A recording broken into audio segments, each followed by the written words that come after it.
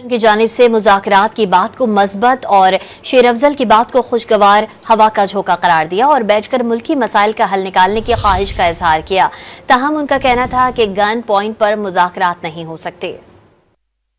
वजीर दिफा ख्वाजा आसिफ ने दो टोक कहा कि गन पॉइंट पर मुज़ाकरात नहीं हो सकते। कौमी असम्बली से खिताब में उन्होंने वाज़ेह किया कि ये नहीं हो सकता कि सिविल नाफरमानी की कॉल देकर मुज़ाकरात की बात की जाए। ये बातें कि कमेटी बन गई है और कमेटी जो है वो मैं समझता हूँ कि कोई इस सिलसिले में कोई रिस्पांस जो है उसी वक्त हो सकता है कि उस सब्सटेंटिव किस्म का इनिशिएटिव लिया जाए। आप किसी इनिशिएटिव की बात करते हैं तो कोई कम से कम जो है ये गन पॉइंट के ऊपर तो मुज़ाकरात नहीं हो सकते कि आप बार बार जो है इस्लामाबाद पे हमला करें, साथ जो है कॉल दें सिविल नाफरमानी की और उसके बाद के मुज़ाकरात भी होने हैं।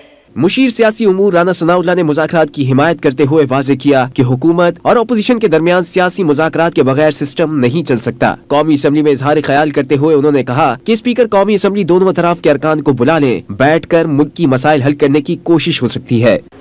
हिज़्ब इख्तिलाफ और हिज़्ब इक़्तिदार आपस में बैठ के डायलॉग नहीं करेंगी, पॉलिटिकल डायलॉग नहीं होगा, ये सिस्टम नहीं चल सकता। जो भी हमारे सियासी मसाइल हैं, सियासी इस्तेहकाम का मसला है, बाकी मामलात हैं, उनके लिए कोई और ऑप्शन नहीं है मासवाए इसके कि पॉलिटिकल लोग जो हैं वो बैठ के पॉलिटिकल डायलॉग करें। वजीर इत्तलात अता तारड़ ने भी कौमी असम्बली से खिताब में कहा कि कभी सियासी मुखालिफिन को दुश्मन नहीं समझा। उन्होंने रवादारी और बातचीत से मुतालिक शेर अफजल मरवत की गुफ्तगू को भी सराहा।